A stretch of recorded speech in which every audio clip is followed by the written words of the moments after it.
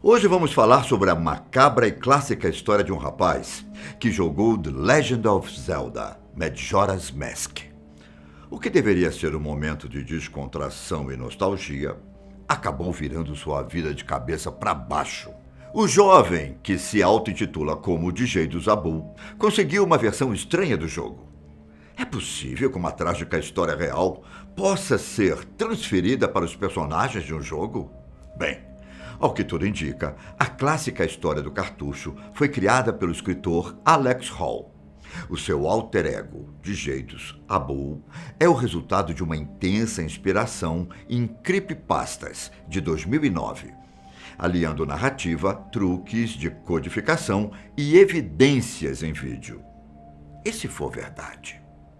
Meu nome é Ivan Lima e a partir de agora vou te contar a história do cartucho maldito de Zelda, Majora's Mask.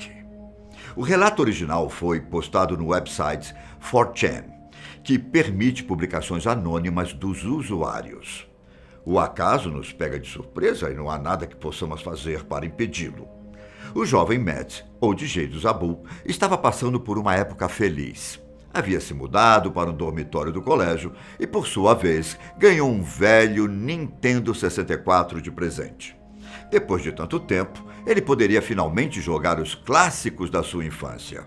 E jogou. Até cansar. O ano era 2010. Matt não fazia ideia do que estava prestes a acontecer com ele. Em certo final de semana, o jovem decidiu explorar a nova vizinhança. Ele estava à procura de novos jogos para passar o seu tempo da melhor forma possível. Acabou encontrando ao menos 3 que relembravam a sua infância e já estava pronto para voltar ao dormitório.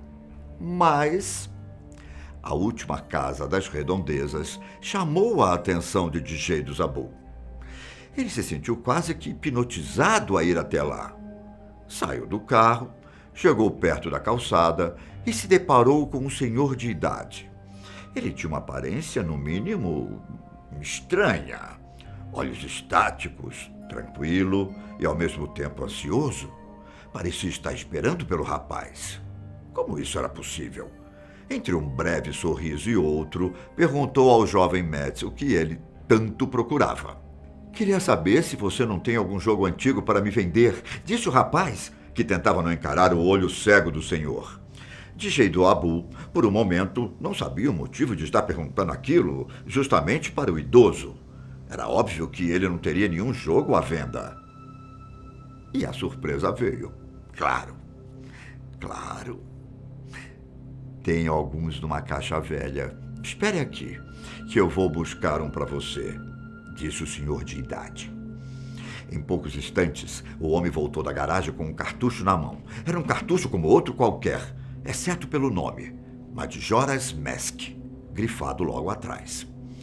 O senhor de idade só se preocupou em entregar o cartucho para ele, sem exigir qualquer quantia em troca. Em seguida, balbuciou um aviso. Você pode ficar com o jogo de graça, porque o último dono era um garoto que não mora mais por aqui. DJ do Zabu correu rumo ao seu dormitório. Toda aquela situação era estranha demais. De qualquer maneira, estava feliz por ter encontrado um jogo tão nostálgico e marcante. Mal via a hora de começar a jogar e relembrar das fases, torres, missões e enigmas. No início, não estava muito esperançoso com a qualidade do material. O cartucho, todo surrado, era um aviso de que poderia não funcionar. Mas funcionou. Aquele dia estranho tinha valido a pena. O jovem estava pronto para esquecer o mundo ao seu redor e explorar novamente as máscaras mágicas. Majora's Mask é um dos jogos mais estranhos da série. O enredo não fala sobre heróis do tempo ou da luta entre o bem e o mal.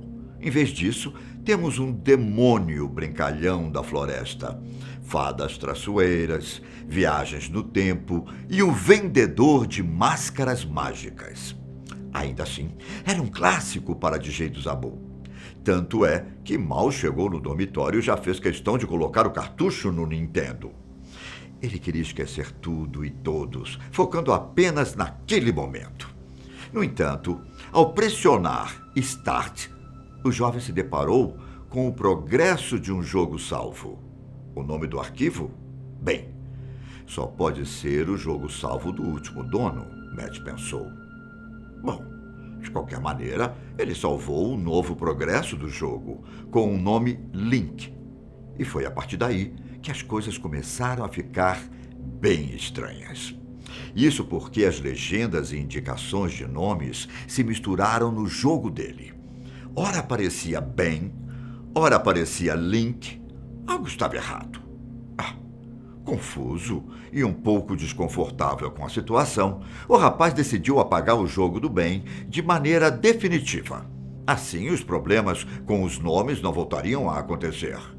DJ do Zabu começou a jogar novamente no dia seguinte, com a certeza de que mais nada de estranho poderia acontecer. Se ele soubesse o quão errado estava...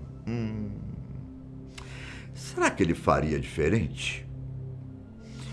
Depois de algumas horas, o rapaz decidiu aplicar uma espécie de trapaça para ganhar mais tempo explorando os recursos. Era só fazer com que o personagem olhasse para o telescópio ao bater a marca de meia-noite no relógio do jogo. Se fizesse isso corretamente, o relógio sumiria e era possível ter um dia extra para terminar outras missões. DJ do Zabu conseguiu, mas o seu personagem foi direcionado para a missão final do jogo. Não tinha som, não tinha ação, não tinha lógica. Aquilo não tinha qualquer tipo de sentido com a narrativa do jogo. O chefe final parava acima da cabeça do personagem, com uma música de fundo assustadora. Não importava para onde o personagem ia, o chefe da missão final continuava, encarando-o sem dizer nada, até que uma mensagem estranha apareceu na tela. Por algum motivo, você conseguiu uma reserva. O que estava acontecendo? Aquela mensagem estava fora de contexto. Será que o jogo queria passar algum tipo de informação para o menino? Ele mal teve tempo para pensar. Outra mensagem apareceu na tela, perguntando se não queria ir para o covil do chefe do tempo. Tinham duas opções, sim e não. Mas só a opção do sim funcionava. Sem escolha aparente, DJ do Zabu respirou fundo e apertou o sim. A tela ficou branca do nada, com as palavras "O amanhecer de um novo dia" em destaque. O lugar para onde o personagem foi transportado fez com que DJ do Zabu se enchesse de medo. Ele estava apavorado com o rumo do jogo, que não tinha nada a ver com a sua infância e com o que lembrava da história.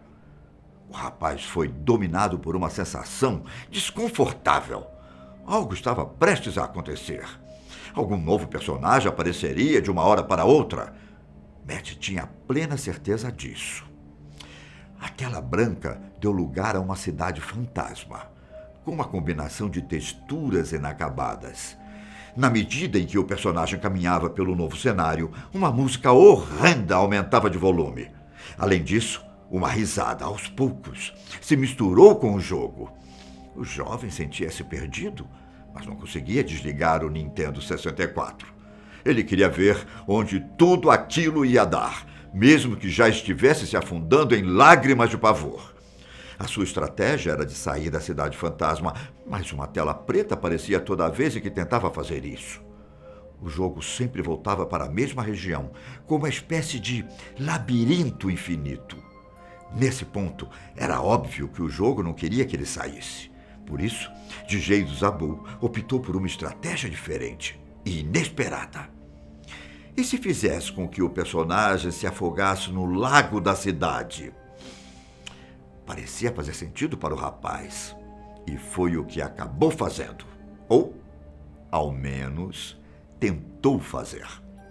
Enquanto o personagem corria em direção ao lago, alguma criatura segurou a sua cabeça e a tela do jogo voltou ao normal. Só que dessa vez, uma estátua do Link, de expressão vazia e medonha, perseguia o personagem por onde quer que ele ia. E o pesadelo só piorou ao longo das horas e dias seguintes. Não era mais um jogo. Era alguma coisa querendo transmitir uma mensagem para o jovem. Risada diabólica. Mensagens na tela Estátua que não parava de aparecer, música de trás para frente. Era demais para o garoto, mas ele... Não conseguia parar. Entre uma das fugas para escapar da estátua, o personagem acabou se afogando até a morte. A tela de Start reapareceu e as informações do jogo mudaram novamente.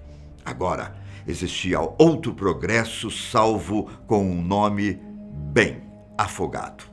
Então, era isso. O último dono, ele estava... DJ do Zabu não conseguia mais, só que já era tarde. Ele sonhava com máscaras, com a estátua do Link e com o bem. O jogo ultrapassou as fronteiras da realidade e agora atormentava o garoto no seu dia a dia. Ele até tentou se encontrar com o senhor de idade novamente, mas a sua casa estava à venda. Sem rastros, sem sinal, sem nada. Inclusive aproveitou a oportunidade para perguntar aos vizinhos sobre esse tal de bem. Ninguém tinha coragem de dizer com as palavras, mas um dos vizinhos quebrou o silêncio. Esse vizinho disse que Ben era um garoto da vizinhança. Isso mesmo. Era. Ben sofreu um acidente e, infelizmente, não conseguiu sobreviver. E se for verdade? Dejuz Abdul cansou de toda aquela história, mas o espectro do jogo aparentemente contaminou o seu computador e fez contato direto. O jovem decidiu se livrar da maldição para que aquilo não fosse repassado adiante. Mas, antes de finalizar a história no site 4chan, Matthew Dejuz Abdul deu um aviso. Não baixem os meus vídeos jogando Majora's Mask. Eu não sei como essa maldição acontece, mas é bom prevenir. Quem estava tentando se comunicar com Dejuz Abdul por meio do jogo amaldiçoado? Seria o fantasma do jovem Ben? Onde esse cartucho foi parar? Existem outras versões disponíveis na Deep Web? E mais, a história é somente fruto da imaginação de Alex Hall, que revelou ser o escritor por trás da creepypasta? Bom, eu vou ficando por aqui. Obrigado por nos acompanhar até o final. Não se esqueça de dar o like no vídeo e ativar o sininho para receber notificação dos próximos.